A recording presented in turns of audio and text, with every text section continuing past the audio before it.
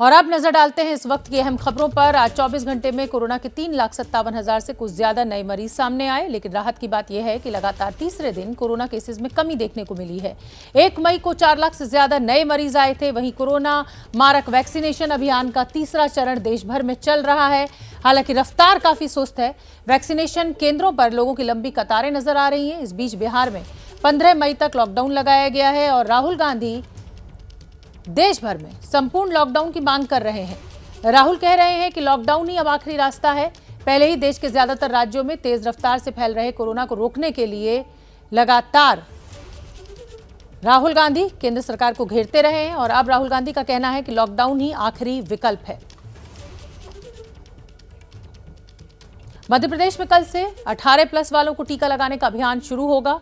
क्या कुछ तैयारियां हैं तीसरे चरण के इस टीकाकरण अभियान को लेकर सरकार की, ये जानने के लिए एबीपी न्यूज ने मध्य प्रदेश के स्वास्थ्य मंत्री प्रभुराम चौधरी से खास बातचीत की। आप भी सुनिए।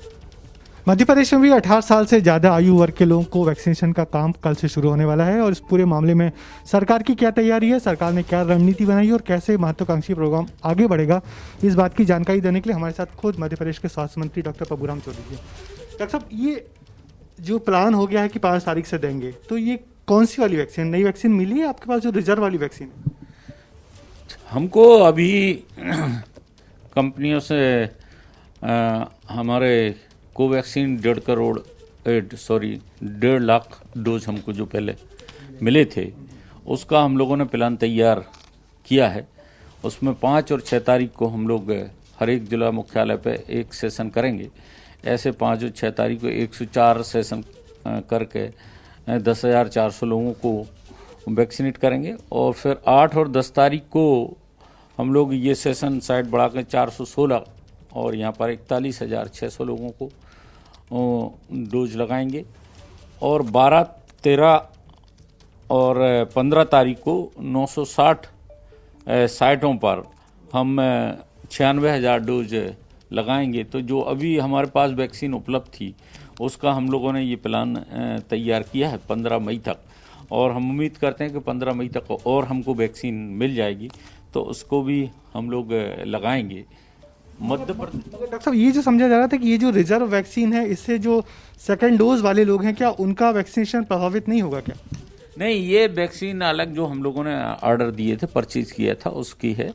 और जो भारत सरकार से वैक्सीन हमको अबव 45 के लिए मिल रही है, वो उसका वैक्सीनेशन ऑलरेडी चल रहा है, उसमें से हमने कोई वैक्सीन इसमें नहीं लगाई है। बीच मई में और पीक आएगा, उसके लिए सरकार कुछ तैयारी करके बैठी है क्या? नहीं, सरकार तो तैयारी पूरी तरीके से कर रही है। चाहे बेड की कैपेसिटी हम बढ़ाने की हम बात करें, चाहे ऑक्सीजन की उपलब्धता की हम बात करें या मेडिसिन की उपलब्धता की बात करें, कंटिन्यू युद्ध स्तर पर हम लोग काम कर रहे हैं और आप देखेंगे कि काफ़ी संख्या में हम लोगों ने बेड भी बढ़ाए हैं। ऑक्सीजन की उपलब्धता के लिए पूरे प्रदेश में जो oxygen plant, air separation unit, PSU आधारित, PSA आधारित जो हैं, उनको भी लगाया है और सड़क मार्ग, रेल मार्ग और हवाई मार्ग से भी ऑक्सीजन की उपलब्धता, तो संसाधन बढ़ाने का सरकार पूरी ताकत से काम कर रही है। और जो हम लोगों ने जिस तरीके से कोरोना कर्फ्यू लगाया, उसके भी अब परिणाम दिखाई देने लगे हैं। आप देखेंगे कि अभी जो रिकवरी का रेट है वो भी हमारा बढ़ रहा है और जो पॉजिटिविटी रेट है वो भी कम हो रहा है। इनका कहना है कि कल से, यानी कि 5 तारीख से मध्य प्रदेश में 18 वर्ष से आयु के लोगों का ड्राइव शुरू होगा और वो ड्राइव उस जो 1.5 लाख वैक्सीन थी रिजर्व के लिए, उससे शुरू किया जाएगा और राहत जता रहे हैं कि आने वाले दिन बेहतर होंगे क्योंकि रिकवरी रेट बढ़ रहा है और संक्रमण की दर कम हो रही है। Brajesh Rajput, ABP news, Bhopal.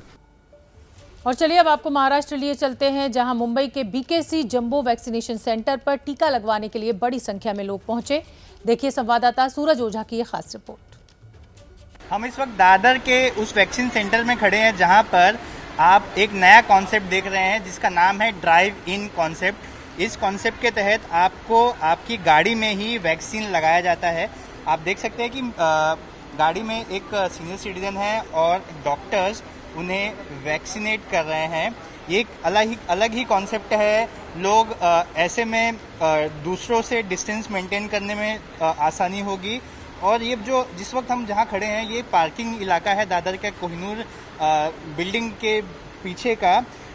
इस पार्किंग इलाके में आप करीब 100 गाड़ियाँ एक साथ पार्क कर सकते हैं, इसकी कैपेसिटी इतनी है।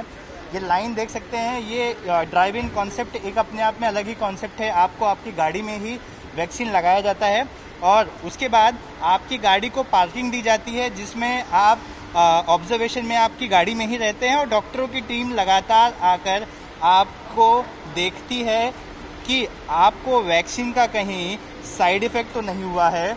और तय समय के बाद जब डॉक्टर को ये पूरा श्योरिटी हो जाती है कि वैक्सीन का कोई भी गलत असर जिसे वैक्सीन दिया है उस पर नहीं हुआ है तो वो उसे यहाँ से जाने को कह देता है।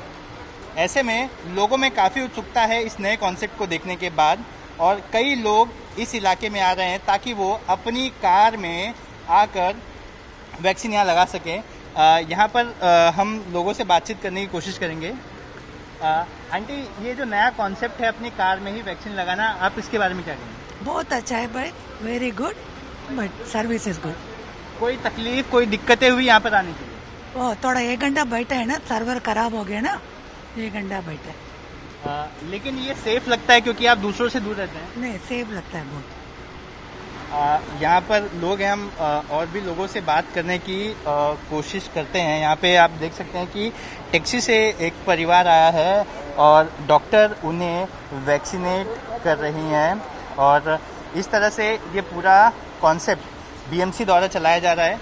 यहाँ पर सैकड़ों की संख्या में पुलिस बल भी तैनात किया गया है, ट्रैफिक पुलिस तैनात किया गया है ताकि गाड़ियों को लगाने में और इस इलाके में जो गाड़ियाँ आ रही हैं उसको लाने में किसी भी तरह की दिक्कतों का सामना ना करना पड़े। कैमरामैन मनोज जायसवाल के साथ सूरज ओझा, एबीपी न्यूज़, मुंबई। पश्चिम बंगाल के दुर्गापुर से 120 metric ton oxygen Okhla container depot पहुंच चुकी है। अब दिल्ली सरकार इस ऑक्सीजन को जरूरत के हिसाब से अलग अलग अस्पतालों में भेजेगी। हमारे संवाददाता मनोज वर्मा ने हमें एक रिपोर्ट भेजी है, आप देखिए। दुर्गापुर से 120 मीट्रिक टन जो ऑक्सीजन है वो दिल्ली पहुंच चुकी है। तस्वीरों में आप देख सकते हैं कि जो 6 टैंकर हैं वो यहां दिल्ली पहुंच चुके हैं। अब आगे इसका डिस्ट्रीब्यूशन दिल्ली के अस्पतालों में किया जाएगा। इस वक्त हमारे साथ शिव कुमार जी मौजूद हैं जो कि रेलवे से हैं। सर, ये कितने बजे वहां से चली थी दुर्गापुर से और यहाँ कितने बजे पहुंची है और कितना इसके अंदर ऑक्सीजन है? दुर्गापुर से कल मॉर्निंग में 4:45 पे चली है और यहाँ पे 8:15 पे यहाँ पे हमने प्लेस कर दिया है, जिसके अंदर 15 वैगन हैं। 15 वैगन में 3 वैगन लोडेड हैं, जिसके अंदर 6 कंटेनर लोडेड हैं, जिसके अंदर 120 टन लिक्विड ऑक्सीजन है। आप कहाँ से हैं, आपका क्या नाम है? नरेश मीना, कंट्रोल कॉर्पोरेशन है। ये रैक हमारा ही है। ये दुर्गापुर आईसीडी से चला था कल ये, और आज 8:15 पहुंचा है और 4 ट्रेनें आज और निकाल रहे हैं दिल्ली गैस लाने के लिए। तो आज निकल जाएंगी, शाम तक 4 ट्रेनें और निकल जाएंगी और एक हमारी रनिंग में है अभी, जामनगर से आ रही है। अब सर आगे डिस्ट्रीब्यूशन किस तरीके से होगा सर इसका? डिस्ट्रीब्यूशन से पूछा, दिल्ली और हरियाणा में करेंगे ये, वो डिटेल्स इन्हीं के पास में है।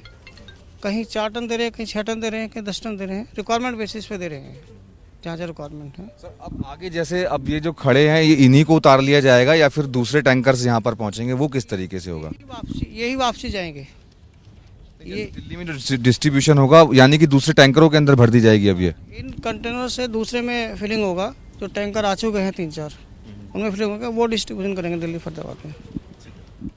120 मीट्रिक टन जो ऑक्सीजन है वो यहाँ दिल्ली में पहुँच चुकी है। तस्वीरों में आप देख रहे हैं कि ये जो 6 टैंकर यहाँ पर खड़े हुए हैं। इसके बाद अब दिल्ली सरकार ये तय करेगी कि दिल्ली के किस किस अस्पताल के अंदर इस ऑक्सीजन को पहुँचना है। अब जो टैंकर्स हैं वो यहाँ पर पहुँचेंगे, उसके बाद उन टैंकर्स को फिल किया जाएगा और फिर जो ऑक्सीजन है रिक्वायरमेंट के हिसाब से पहुंचा दी जाएगी। तो टैंकर जो आप तस्वीरों में इधर देख सकते हैं, ये देखिए टैंकर जो है वो भी यहाँ पर अब आना शुरू हो चुके हैं। ये टैंकर्स हैं और इसके बाद जिस जिस हॉस्पिटल को रिक्वायरमेंट होगी उसकी रिक्वायरमेंट के हिसाब से ऑक्सीजन उन तक पहुंचा दी जाएगी। कैमरामैन अजय तिवारी के साथ मनोज वर्मा, एबीपी न्यूज़, दिल्ली।